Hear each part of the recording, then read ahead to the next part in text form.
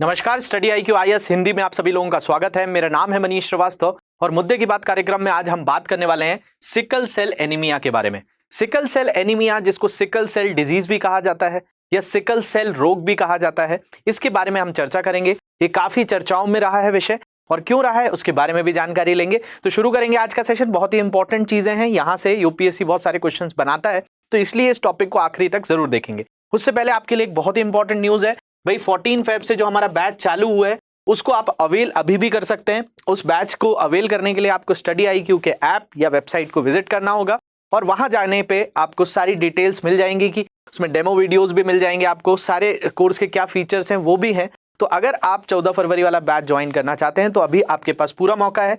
23 फरवरी इसकी last date है, तो शाम 6 बजे तक आप इसको अवेल कर सकते हैं। अगर आप कोड यूज करेंगे मनीष लाइव तो आपको ये सेम कोर्स 18,999 का मिलेगा, जो प्राइस 30,500 है। तो इसको आप लास्ट टाइम में अगर अवेल करना चाहते हैं तो कर सकते हैं। आता हूं मैं अपने टॉपिक पे। जो हमारा टॉपिक क्या है, sickle cell anaemia. Sickle cell anaemia या सिकल सेल रोग के बारे में बात करें तो ये चर्चाओं में क्यों है। एक तो बंगाल से खबर आ रही है और कई राज्यों ने ऐसे कदम उठाए हैं जैसे सिकल सेल डिजीजेस को ठीक करने के लिए या उसका उपचार करने के लिए या उसको रोकने के लिए, उसकी रोकथाम के लिए कई कदम उठाए जा रहे हैं। इसके अलावा जो बजट पेश किया गया था उसमें हमारी फाइनेंस मिनिस्टर जो है, वित्त मंत्री निर्मला सीतारमन ने भी ये बातचीत करी कि भाई हम जो सिकल सेल डिजीजेस हैं उसको रोकने के लिए 2047 तक इसको भारत से खत्म कर दिया जाएगा, और उसके लिए जो है पायलट प्रोजेक्ट्स मिशन लेवल पर काम किया जाएगा। तो ये दोनों ही चीजें बहुत महत्वपूर्ण है। इसके अलावा जो गौतम डोंगरे हैं महाराष्ट्र के अंतर्गत, इन्होंने कहा कि भाई टेस्ट करवाया जाए सिकल सेल एनीमिया का, और इसको मैंडेटरी करा दिया जाए। किसके लिए?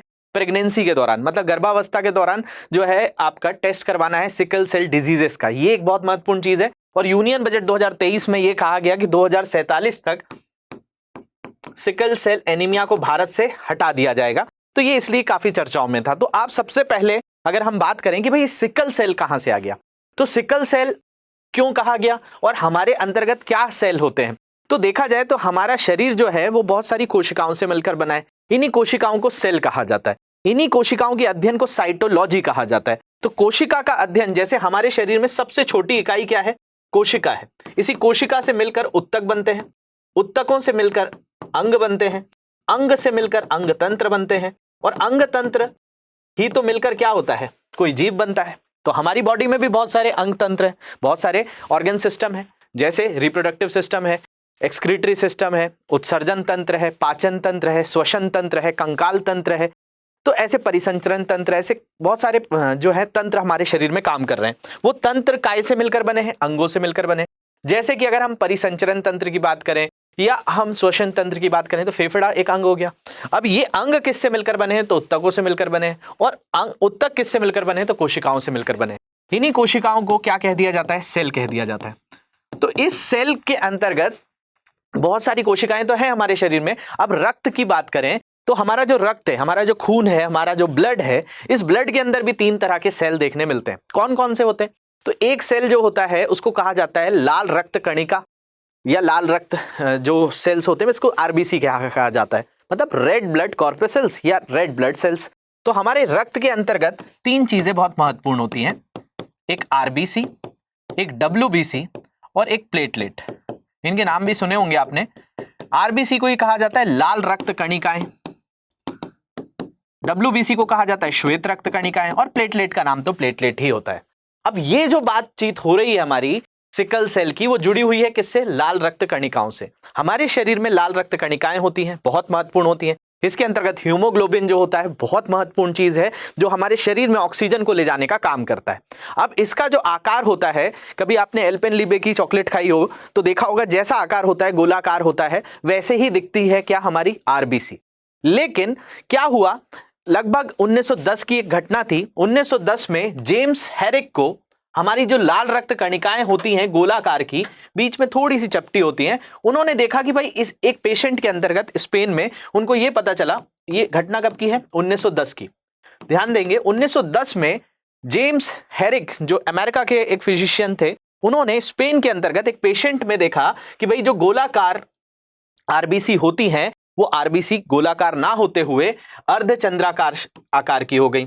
अब अर्धचंद्राकार आकार के इनके आरबीसी में मिलने के बाद ये नाम इजाद हुआ सिकल सेल। क्यों नाम इजाद हुआ? क्योंकि हमारी कोशिकाएं कैसी दिख रही है, कुछ इस आकार की दिख रही है, जैसा आपको देख पा रहा होगा यहाँ पे। तो ये जो है पूरा गोलाकार है, लेकिन इसी के आकार में परिवर्तन आ जा रहा है। और ये कैसे हो जा रही है? एक हंसिए के आकार जैसी हो जा रही है। हंसिए को ही आपने घरों में देखा हो, ये हंसिया जो होता है इसी को सिकल कहा जाता है। तो वहां से एक शब्द निकल आया सिकल सेल। मतलब आरबीसी का जो सेल है, लाल रक्त कणिकाओं का जो सेल है, वो कुछ इस आकार का है, लेकिन अगर रक्त के अंतर्गत ये सेल का आकार बदल जाए और वो आकार कैसा हो जाए, वो आकार एक सिकल के आकार का हो जाए, मतलब एक हंसिए के आकार का हो जाए, तो इस चीज को या इस रोग को सिकल सेल डिजीज कह दिया गया। जो सबसे पहली बार किसने बताया? जेम्स हैरिक ने बताया। ये जेम्स हैरिक ने तो स्पेन में खोजा था।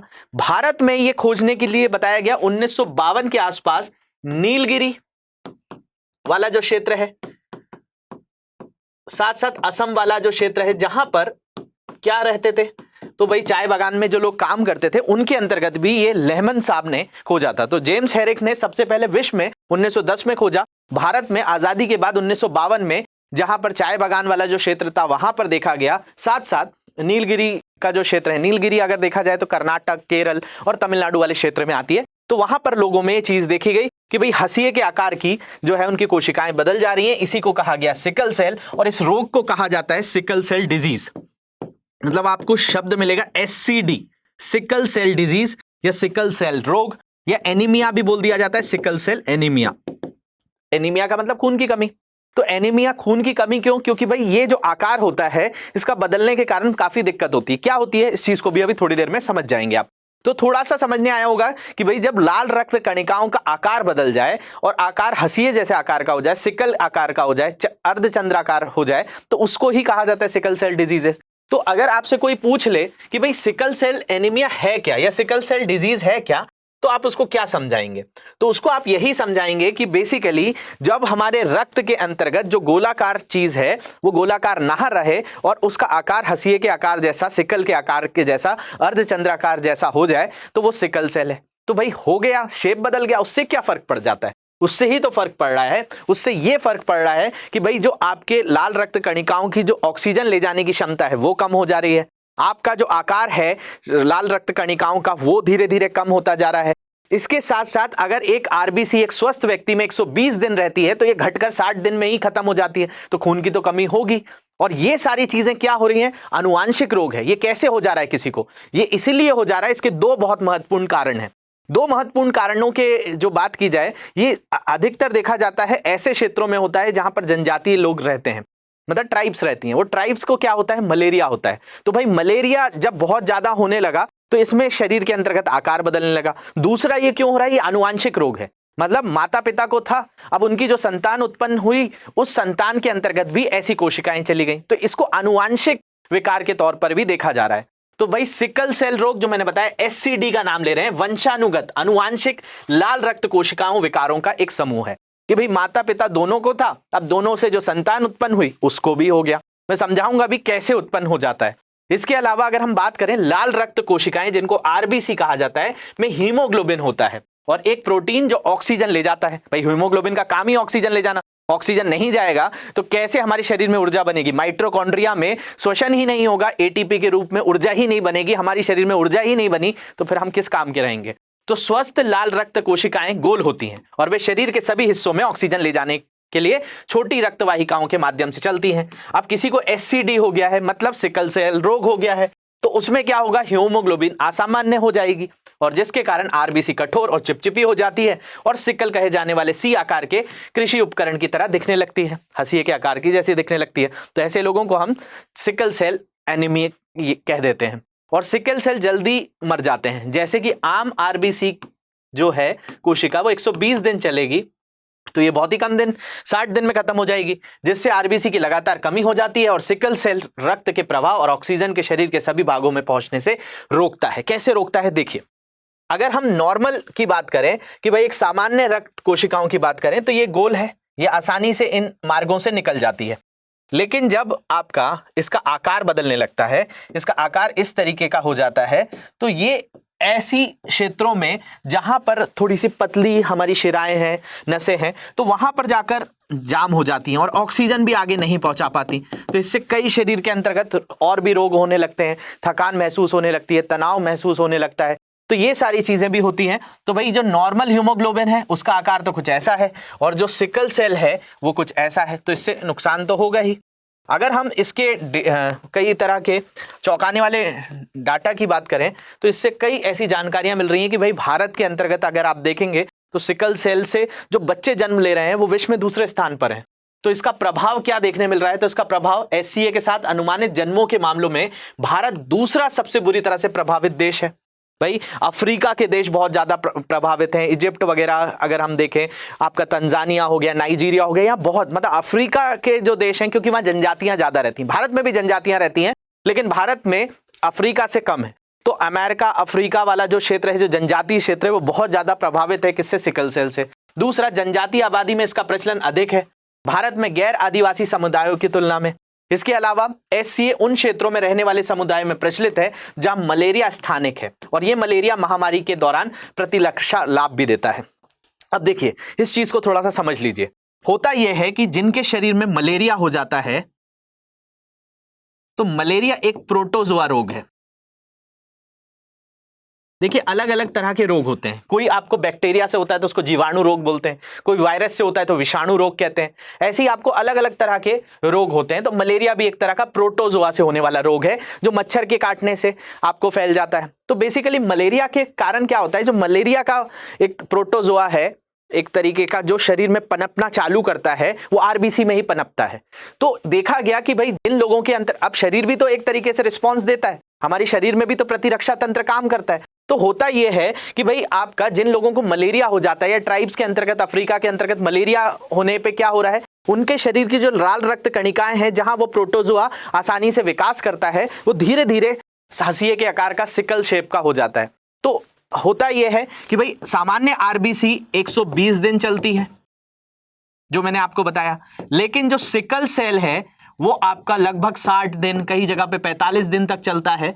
तो होता यह है कि जो मलेरिया का प्रोटोजोआ है वो इसी लाल रक्त कणिकाओं के ऊपर आसानी से अपने आप का विकास करता है, लेकिन जिन जगहों पर सिकल सेल हो जाता है तो मलेरिया भी उन पर आसानी से विकास नहीं कर पाता। तो उनकी प्रतिरक्षा एक तरीके से इम्यूनिटी डेवलप कर लेते हैं कि उनको मलेरिया होता है तो उससे फर्क नहीं पड़ता। तो अफ्रीका में इतना मलेरिया होता है कि अब उनके सेल पे आसानी से जो इतना आकार हो चुका है कि भाई मलेरिया का जो प्रोटोजोआ है वो ग्रो ही नहीं कर पाता, विकास ही नहीं कर पाता। तो SCA उन क्षेत्रों में रहने वाले समुदायों में प्रचलित है जहां पर मलेरिया स्थानिक है, जहां मलेरिया एंडेमिक हो जाता है। एंडेमिक का मतलब वही होता है, जैसे पेंडेमिक मतलब पूरे विश्व भर में है, एंडेमिक का मतलब किसी क्षेत्र में है, और यहां मलेरिया महामारी के दौरान प्रतिरक्षा लाभ देता है। अब किसी को मलेरिया होगा तो उसको असर ही नहीं होगा क्योंकि उसके रक्त कोशिकाएं का आकार बदल गया। इसलिए हमारे यहाँ भी जिन क्षेत्रों पे मलेरिया बहुत ज्यादा था, जैसे मैंने आपको असम का क्षेत्र बताया या नीलगिरी का क्षेत्र बताया जहां वन बहुत ज्यादा हुआ करते थे, वहां पर बहुत ज्यादा केसेस निकल कर आए थे। आज लेकिन बात यह है कि अब इतने लोगों में सिकल सेल हो चुका है कि उनके जो बच्चे हो रहे हैं, प्रोजेनी हो रही है, उसके अंतर्गत भी ये दिक्कत आ रही है और उसके कारण बाकी चीजें भी उनको प्रभावित करती हैं। तो ये बात समझने आई। अब सिकल सेल डिजीज के भी प्रकार बताए जाते हैं। भाई सिकल सेल डिजीज जो है या मुख्यतः दो प्रकार की होती है, एक रोगी और एक रोगवाहक। अब देखिए होता क्या है, हमारे शरीर के अंतर्गत अगर आप देखेंगे तो हमारे शरीर में गुणसूत्र होते हैं। गुणसूत्रों को ही क्रोमोसोम्स कहा जाता है। बहुत सिंपल सी चीज है, हमारे शरीर में होते हैं 46 क्रोमोसोम्स या 46 गुणसूत्र, मतलब इनको बोल सकते हैं 23 जोड़े होते हैं, 23 पेयर होते हैं, 23 जोड़े होते हैं। तो अगर हम बात करें किसी मेल की और किसी फीमेल की, तो दोनों के अंतर्गत कितने होते हैं? 46 गुणसूत्र होते हैं। अब 46 दोनों माता और पिता दोनों में 46 होते हैं, लेकिन जो इनसे उत्पन्न संतान होती है उसके अंदर भी 46 होते हैं। तो मतलब माता से कितने मिलते हैं? 23 मिलते हैं। पिता से कितने मिलते हैं? 23 मिलते हैं। तो हमारे शरीर में ऐसे जोड़े पाए जाते हैं। ये जोड़े कितने होते हैं? 23 जोड़े होते हैं। तो आपको समझ में आ रहा होगा कि भाई कई चीजें हमें माता से भी मिलती हैं, कई चीजें पिता से भी मिलती हैं, लेकिन पूरी नहीं मिल जाती। अगर माता से पूरी 46 मिल गए होते, पिता से पूरे 46 क्रोमोसोम्स गुणसूत्र मिल गए होते तो हमारे अंदर तो 92 हो गए होते। तो ऐसा नहीं होता है, यहां पर अर्धसूत्री विभाजन होता है जिसको मियोसिस कहा जाता है। मतलब कोशिका विभाजन के अंतर्गत जो भी संतान उत्पत्ति होती है आधे आधे क्रोमोसोम्स भाग लेते हैं, 23 माता से 23 पिता से। यहां पर 23 जोड़ों की बात हो रही है, 46 का मतलब 23 जोड़े, लेकिन 23 क्रोमोसोम्स माता से 23 क्रोमोसोम्स पिता से और उससे संतान में आए। तो होता यह है कि मान लिया जाए कि भाई अलग अलग जोड़े हैं, तो अब जैसे माता का आपने सुना होगा कि फीमेल्स के अंतर्गत एक्स और वाई होता, एक्स एक्स होता है और मेल के अंतर्गत एक्स और वाई गुणसूत्र होते हैं। मतलब सबके अंतर्गत 22 पेयर 22 जोड़े सामान्य होते हैं। मतलब चाहे पुरुष हो चाहे महिला हो, दोनों के अंतर्गत 22 जोड़े एक जैसे होते हैं। जो 23वां जोड़ा होता है वो लिंग निर्धारित करता है, वो जेंडर निर्धारित करता है। अगर फीमेल होगी तो फीमेल के अंतर्गत एक्स एक्स होगा और जो मेल होगा उसके अंदर एक्स वाई होगा। अब ये भी जो चीज है बहुत निर्भर करती है। माता से हमेशा एक्स ही आता है, पिता से एक्स आ जाएगा तो पुत्री का जन्म होगा, वाई आ जाएगा तो यहां पर पुत्र का जन्म होगा। तो मेल और फीमेल भी डिपेंड किस पे करता है, गुणसूत्रों पर ही निर्भर करता है। तो जैसे मेल फीमेल करता है ऐसे ही आपका सिकल सेल भी करता है। जैसे मान लिया जाए किसी का एक पेयर ले लिया हमने, अब एक पेयर ये है, या इसको समझने के लिए हम एक नॉर्मल आई शब्द का इस्तेमाल कर लेते हैं। अब ये एक जोड़ा है, अब ये ऐसा है जिसके अंदर सिकल सेल दोनों ही जोड़ों पर है। एक व्यक्ति ऐसा है जिसमें एक के ऊपर सिकल सेल है और एक पर नहीं है। अब इनसे जो संतान उत्पन्न होगी उसके 4 केसेस हो सकते हैं। क्या 4 केसेस हो सकते हैं भाई? एक केस ऐसा हो सकता है कि भाई इससे निकलेगा सिकल सेल वाला ही, मतलब ऐसा रोगी, मतलब इसके अंतर्गत तो दोनों ही चीजों पर सिकल सेल डिजीज है, मतलब इसका अर्धचंद्राकार लाल रक्त कोशिकाएं हैं, तो ये हमेशा ऐसा उत्पन्न करेगा कि रोग हो ही सकता है। तो ये जो व्यक्ति है इसको हम क्या कहेंगे, इसको एक रोगी कहेंगे, और इससे उत्पन्न होने वाले बच्चे में भी संभावना बढ़ जाएगी। लेकिन इससे क्या होगा, इसको अगर देखा जाए तो इससे अगर ये सिकल सेल वाला आ गया तो ये बच्चा रोगी ही होगा, लेकिन अगर ये वाला आया तो हो सकता है कि वो बच्चा रोगी रहे या ना भी रहे। मतलब संभावना है कि वो एक तरीके से क्या हो सकता है, रोग वाहक हो सकता है। मतलब वो आगे जाकर जब वो संतान उत्पन्न करे तो उसके साथ अगर ऐसा कोई पेयर है, मान लिया जाए, जैसे मैंने आपको बताया इसमें 4 केसेस हो सकते हैं। एक केस तो आपको समझ में आ गया कि ये रोगी ही है जिसके दोनों ही जोड़ों पर सिकल सेल है। एक व्यक्ति ऐसा हो सकता है जो पूरी तरह से स्वस्थ है, एक ऐसा व्यक्ति हो सकता है जो रोग वाहक हो। तो ये 3 कैटेगरी हो सकती हैं समझने के लिए। पहली कैटेगरी, एक इसको हम बोल देंगे, ये क्या है, रोग वाहक है। ये क्या है, ये तो रोगी ही है। और ये क्या है, तो ये एक स्वस्थ व्यक्ति है। तो भाई क्या केसेस हो सकते हैं, इससे 4 केसेस हो सकते हैं। अगर कोई रोगी है, उसका विवाह किसी रोगी से ही हो रहा है, अगर किसी विवाह रोगी से हो रहा है तो दोनों से क्या बनेगा, एक रोगी ही बनेगा। यहां संभावनाएं सबसे ज्यादा हो जाती हैं। अगर किसी रोगी का रोग वाहक के साथ विवाह हुआ और उनसे जो संतान उत्पन्न हुई तो उसमें एक केस हो सकता है कि भाई रोगी ही बने या फिर आपका रोग वाहक बन जाए। अब यहां पे जो केस हो सकता है किसी स्वस्थ व्यक्ति से शादी करने का, तो भाई ये होगा कि अगर एक रोगी का स्वस्थ व्यक्ति से शादी हुई तो ये केस हो सकता है कि वो रोग वाहक बने, क्योंकि रोगी में तो दोनों में ऐसे, इसमें दोनों में कुछ भी नहीं है। या एक केस ऐसा भी हो सकता है कि भाई जो रोग वाहक है वो सामान्य व्यक्ति से विवाह कर ले, तो उस केस में एक केस ऐसा भी हो सकता है, मतलब ये वाला जिसको हम IS और I या फिर II बोल सकते हैं। तो अगर इससे सामान्य आई आ गया और इससे भी सामान्य आई आ गया तो स्वस्थ व्यक्ति, इससे आई आया और इससे IS आ गया तो रोग वाहक व्यक्ति। तो इस तरीके से आपको 2 तरह के लोग मिलेंगे। 3 तरह के लोग हैं, एक तो पूरी तरह स्वस्थ, एक जो है पूरी तरह रोगी और एक जो है रोग वाहक। तो इसके लिए जो समस्या है इसको दूर करने के लिए काफी तरह के कदम उठाए जा रहे हैं। ऐसा लोगों को अवेयर किया जा रहा है, जागरूक किया जा रहा है कि वो ऐसे लोगों में विवाह ना करें जिनसे रोग और तेजी से फैले। तो भाई इसके लिए कोई दवाई तो है नहीं, तो दवाई नहीं है तो रोकथाम ही एक तरीका है। तो रोकथाम का ये एक तरीका है जो मैंने यहाँ पर आपको समझाया है। तो थोड़ा बहुत समझ में आया होगा आपको। इसके अलावा अगर हम बात करें, सिकल सेल रोगी में दोनों जीन खराब होते हैं, मतलब इसके दोनों ही जीन खराब हो जाते हैं, जबकि रोग वाहक सिकल सेल में सिर्फ एक जीन में ही खराबी होती है। तो भाई एक जीन खराब होता है, एक स्वस्थ होता है। इसके अलावा यदि माता पिता दोनों सिकल सेल रोगी हैं तो उनके सभी बच्चे सिकल सेल रोगी ही पैदा होंगे, और वहीं माता पिता में किसी एक से सिकल सेल और दूसरे से नॉर्मल जीन मिलता है तो इन्हें सिकल सेल ट्रेट या वाहक कहते हैं। मतलब उसे रोग वाहक कहा जा सकता है, वो पूरी तरह से रोगी नहीं हो सकता है, जो मैंने आपको समझाया। और इसमें बीमारी का बिना जांच के पता नहीं चल पाता है, इसमें परेशानी नहीं होती है। मतलब कई बार जो रोग वाहक है इनको पता भी नहीं रहता है कि भाई इनके अंतर्गत ऐसी दिक्कत है, क्योंकि वो रोग वाहक है लेकिन वो आगे रोग कर सकता है, तो इसलिए जांच बहुत ज्यादा जरूरी हो जाती है। जैसे मैं यहां आपको बता रहा हूं, एक सामान्य व्यक्ति है और यहां पर एक सिकल सेल कैरियर है। सिकल सेल कैरियर का मतलब है कि भाई इसके ऊपर एक तो सामान्य सेल है और एक जो है वो आपका एक जीन पर सिकल सेल रोग है। इसके दोनों ही पे क्या है, स्वस्थ है। तो अगर इसका आई आ जाए और इसका सामान्य आई आ जाए तो यहां पर ये आई और आई से क्या हो जाएगा, नो डिसऑर्डर, मतलब ये एक कोई भी रोगी नहीं होगा, मतलब स्वस्थ व्यक्ति होगा। लेकिन अगर यहां से आपका आई आ जाए और यहां से आई एस आ जाए तो ये क्या हो जाएगा, यहां से बेसिकली ये केस हो सकता है कि आपका पूरा का पूरा इसको रोग, मतलब ये रोग वाहक हो जाएगा। एक केस ऐसा भी आ जाता है जिसमें आपके दोनों ही जीन पर अगर रोग आ गया तो सिकल सेल डिजीज हो जाएगी। तो दो तरह के लोग होते हैं, एक रोगी होते हैं और एक रोग वाहक होते हैं, और बाकी जो बचे हैं वो स्वस्थ होते हैं। तो इसके इलाज के लिए क्या है, तो दवाइयां हैं, रक्तादान या शायद ही कभी कभी अस्थि मज्जा प्रत्यारोपण, जिसको बोन मैरो ट्रांसप्लांटेशन कहा जाता है। हमारे शरीर में जो रक्त बनता है वो अस्थि मज्जा में बनता है, बोन मैरो में बनता है। तो कई जगहों पे बोन मैरो ट्रांसप्लांट करा दिया जाता है, लेकिन इतना महंगा है, पहले तो डोनर ढूंढो, डोनर ढूंढने के बाद फिर क्या करो, फिर सर्जरी कराओ, और सर्जरी का भी पैसा लगभग 6 से 10 लाख रुपए तक लग जाता है।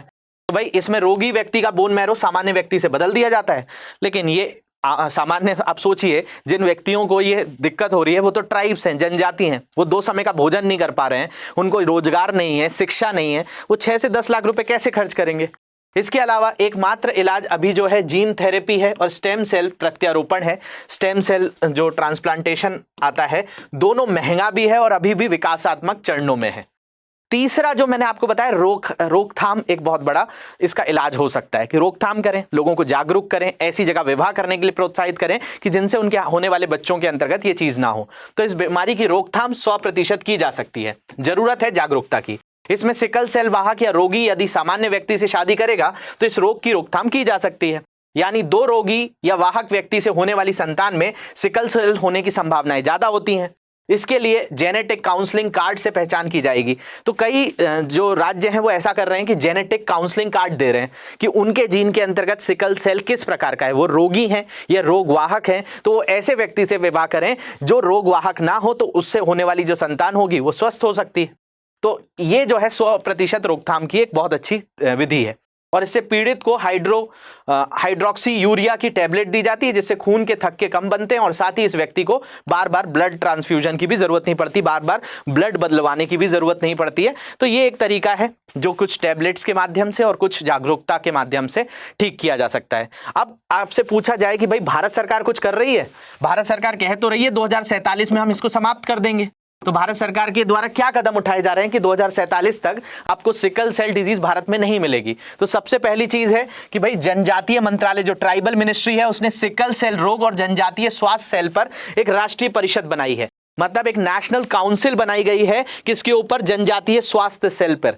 जनजातीय मतलब ट्राइबल जो हेल्थ सेल है उसके ऊपर और सिकल सेल के ऊपर, और इसकी स्थापना की है। और ये डेटा का एक केंद्रीय भंडार भी बना रहा है, जिससे सारा डेटा इकट्ठा हो, जेनेटिक काउंसिल कार्ड दिए जाएं और इससे लोगों में जागरूकता फैलाई दी जाए कि भाई ऐसे व्यक्ति विवाह ना करें जो रोगी हैं, नहीं तो उनकी संतान भी रोगी होगी और उससे फिर दिक्कतें होंगी। इसके अलावा जनजातीय क्षेत्रों में SCD की स्क्रीनिंग और समय पर प्रबंधन को मजबूत करने के लिए उन्मुक्त परियोजना चल रही है। तो एक योजना उन्मुक्त परियोजना चल रही है, साथ साथ परिषद भी बनाया गया है। महाराष्ट्र के अंतर्गत जो मैंने बताया था, उनका कहना है कि भाई प्रेगनेंसी के समय ही टेस्ट कर लिया जाए, जिससे और आसान रहे कि भाई होने वाले बच्चे के अंतर्गत बचाया जा सके। कई तरह के मेडिसिन को देकर, जीन थेरेपी का इस्तेमाल करके, ये सारी चीजों से प्रयास करके उन बच्चों को स्वस्थ बनाया जा सके, ये चीज की जा रही है।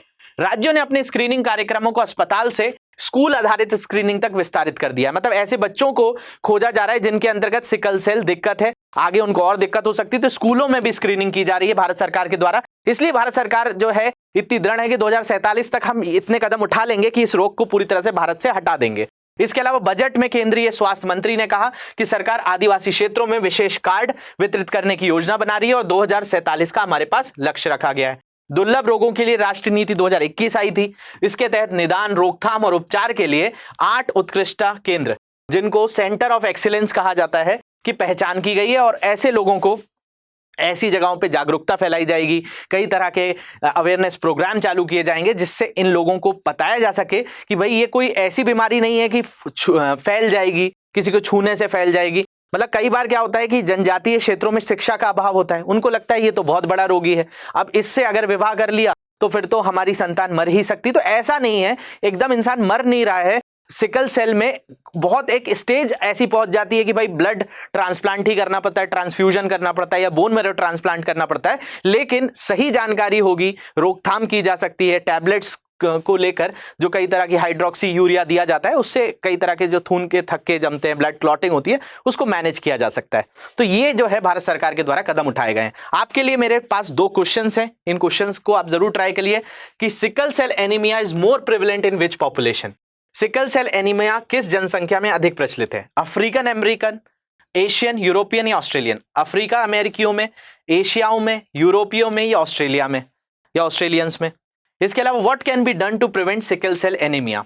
सिकल सेल एनीमिया को रोकने के लिए क्या किया जा सकता है? जेनेटिक काउंसिल, अनुवांशिक परामर्श दिया जा सकता है, वैक्सीनेशन दिया जा सकता है, ब्लड ट्रांसफ्यूजन दिया जा सकता है, टीकाकरण किया जा सकता है, रक्तदान किया जा सकता है या उपरोक्त सभी? तो इसका आंसर भी आप देंगे। इसका आंसर कहां मिलेगा? तो इसका आंसर मेरे टेलीग्राम ग्रुप पे आप मिल जाएगा। इसके अलावा 23 फरवरी का बैच आप अवेल कर सकते हैं, हिंदी माध्यम के बच्चों के लिए बहुत ही महत्वपूर्ण है।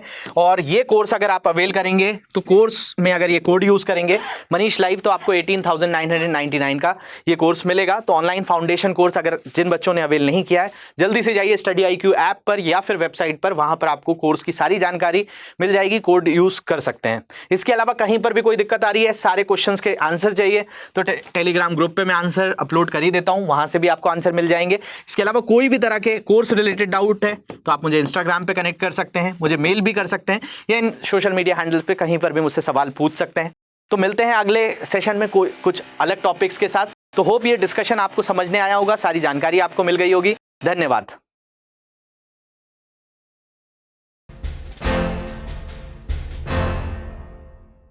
हिंदी में UPSC की तैयारी से संबंधित प्रोग्राम्स को देखने के लिए सब्सक्राइब करें स्टडी IQ IAS हिंदी।